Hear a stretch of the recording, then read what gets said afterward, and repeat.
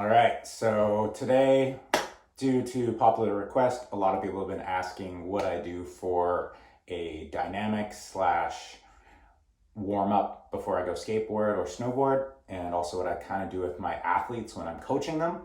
And realistically, this is something I do for myself, and I have some of my athletes that have similar issues to me, like really tight hips, do it along with me, or prescribe it for them after they're done or before a workout. So I'll be going through Hindu squat the way that I do it, and then the world's greatest and how I modify it. The world's greatest stretch, it's definitely one of those things that I've seen a lot of different strength and conditioning coaches use. And it's really good when you have the space, but I just don't have the space. That's why I modify it. Some hip openers, and then a little bit of neck and wrist, ankle stuff. But realistically, those three things are the things that I really notice that make a difference for me.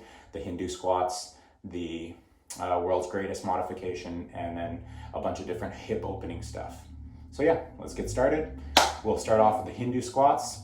And realistically, making sure that we get a good stance. A lot of people do it really narrow. Myself, I'm just a little thicker, so I do it a little bit wider. And having a starting point here, inhale, exhale at the top. So you'll see myself, I like to sometimes go heel down, sometimes toes down. The reason I add the heel is just because for snowboarding and skateboarding, I need that ROM. I need that range of motion. So, yeah.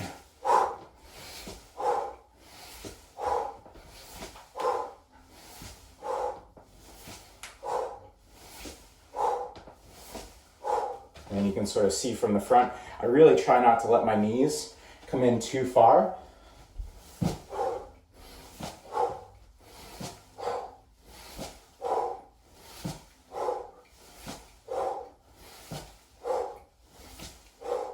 And you should start feeling your body like get some good warm up going and like all around. That's the reason I really like this, is because you can just feel all of your body moving. So after I do 50 of those, then I go into the modified world greatest, which modified world's greatest for me, we'll start with the original. So go into a lunge, then a lot of people do an opener before they go down, putting the hand down. Like I go a lot wider just because I'm tight, but then trying to put the elbow on the ground, keeping the knee up so we can keep the muscles engaged, and open it up. And I like to look up, then bring it here, and stretch out the hamstring. Then you bring yourself forward and do it again. Like I said, don't have a lot of space, so I do it modified. So I get into my lunge, making sure that my alignment is good and straight. Then 10 openers.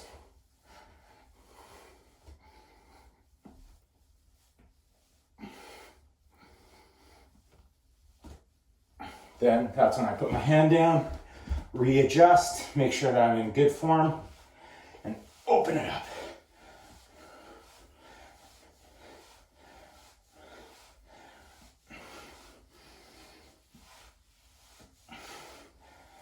All right, and then work on those hamstrings.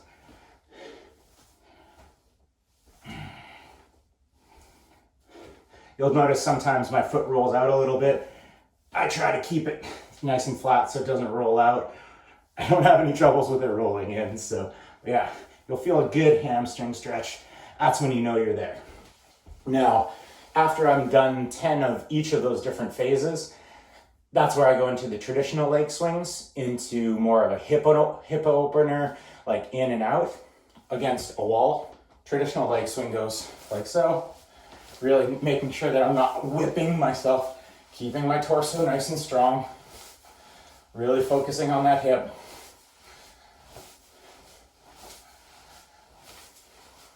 And moving it to against the wall. A lot of people do this on a box, but if you find you lift yourself up enough, you don't really have to worry about it, but having a box is nice. I don't use it. Yet again, making sure I'm not whipping myself around with the hips, keeping the hips fairly centrally located. Good body position.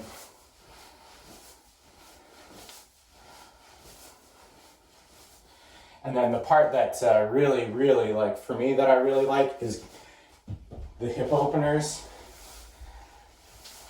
Because you'll see this is almost the same movement that you do on an ollie, right? Is right there. So with the board angle being one of the things that helps you get more amplitude and more lift. So doing the hip openers really helps with that movement for me. Then of course, if we do it open, we want to do it closed as well, just to help everything out.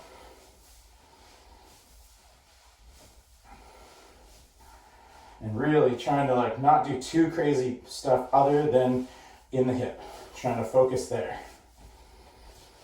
And then of course, like I said, lastly, I try to do joints and stuff, but I have pretty bad shoulders. So that's where I do some cars, just really focusing on this back quarter of it, trying not to be too leaned, of course. And yeah, palm up in front, across the body, and really slow in the back to get everything woke up.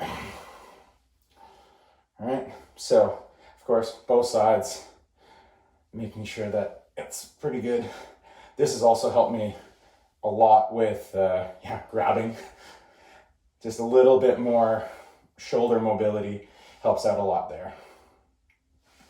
And then of course wrists and ankles, wake them up a little bit, and a little bit of the head and neck.